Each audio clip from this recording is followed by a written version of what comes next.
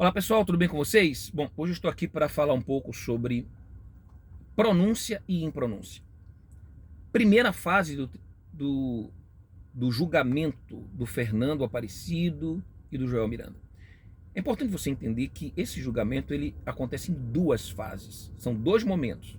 Esse momento que está tendo grande repercussão, ele é um momento do tribunal do júri, é a segunda fase. Mas antes já houve uma primeira fase. O que acontece nessa primeira fase? É um julgamento, né, convencional. Uma juíza togada, né, revestida ali, né, de autoridade, tá, concursada, conhecedora da lei, que vai fazer o quê?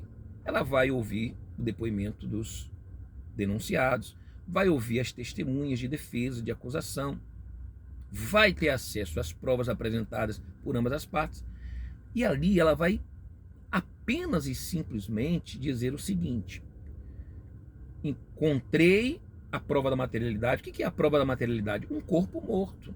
Então estava lá o corpo carbonizado, foi feita perícia, estava dentro de um caixote, então tem materialidade. Mas também ela tem que agora identificar no depoimento dessas testemunhas, nas provas apresentadas, se existe indícios de autoria, de que foram Fernando Aparecido e Joel Miranda os criminosos, aqueles que cometeram aquele crime, cuja materialidade já está ali comprovada. Bom, se ela encontrar indícios, o que ela vai fazer? Ela vai classificar, ela vai dizer, né, que encontrou indícios, além da materialidade, de que eles possam ser, né, os criminosos, vai fundamentar, com base em que ela chegou a essa conclusão, na prova tal, da testemunha, ou nos vídeos tal, na imagem tal, na perícia tal, no laudo tal. Então ela vai dizer por que ela encontrou materialidade, desculpa, indícios de autoria, e ela vai pronunciar esses réus. O que é pronunciar? Mandar eles para o júri popular, que é essa segunda fase que todos acompanharam. Se a decisão dela for de pronúncia, eles vão a júri popular. Mas um detalhe: essa magistrada não pode emitir a opinião pessoal dela.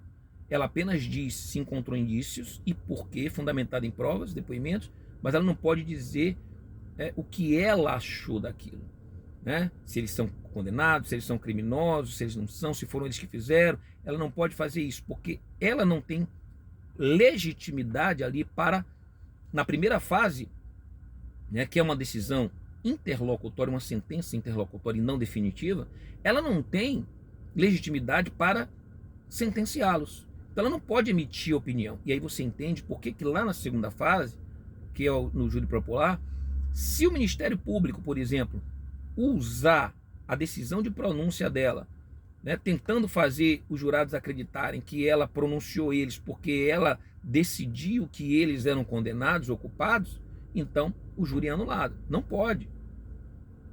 Na segunda sessão do Tribunal do Júri não pode mencionar a questão de pronúncia, tá?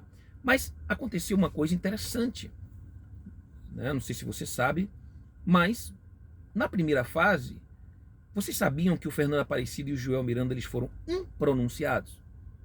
Que a juíza de piso, a juíza sentenciante, aquela que deu lá,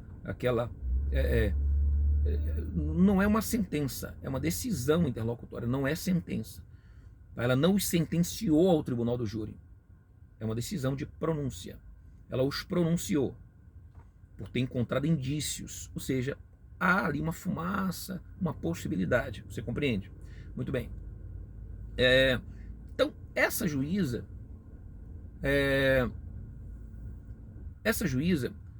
como eu falei para vocês, ela não pode se manifestar e tal. E no caso, ela impronunciou.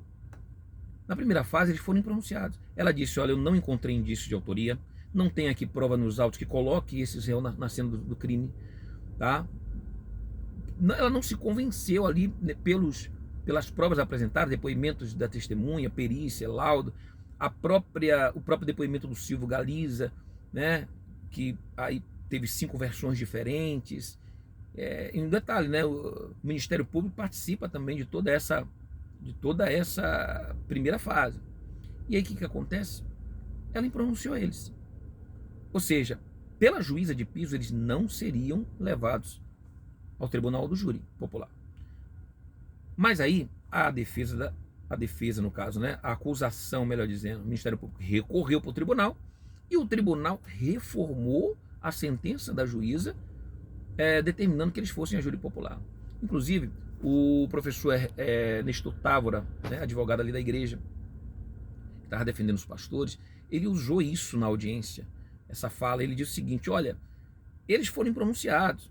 Aí veio o Ministério Público e falou: mas o senhor precisa falar também que o tribunal reformou de forma unânime, os desembargadores votaram unanimemente pela reforma da decisão. E aí o advogado da igreja diz o seguinte: olha, mas vocês acham mesmo que os desembargadores, eles se debruçaram sobre aquela pilha de provas que estão ali no processo, fora as que eu deixei lá, que eu nem pude trazer, para poder ver que as provas que estão nos autos e ver que eles são inocentes, que eles não estão na cena do crime? Claro que eles não fizeram isso, porque para eles era mais cômodo simplesmente reformar a sentença e mandar para o tribunal do júri. Então essa foi a alegação do tribuno ali, patrono da igreja, na defesa ali dos pastores, né? Então é isso, pessoal. Essa é a situação da primeira fase. Se você não sabia, eles foram impronunciados e foi o tribunal quem reformou a decisão da juíza de não mandá-los para o tribunal do júri popular. Tá bom? Bem, espero que o vídeo tenha servido para esclarecer a todos vocês aqui, tá certo? Volto com mais detalhes sobre o julgamento e condenação do pastor Joel Miranda, Fernanda Aparecido, pastores da Igreja Universal do Reino de Deus, condenados a 21 anos de prisão pela morte do garoto Lucas Vargas Terra. Forte abraço a todos e saibam que a justiça é cega, mas ela enxerga no escuro, e o direito, ele não socorre aqueles que dormem. Beijo no coração, até o próximo vídeo.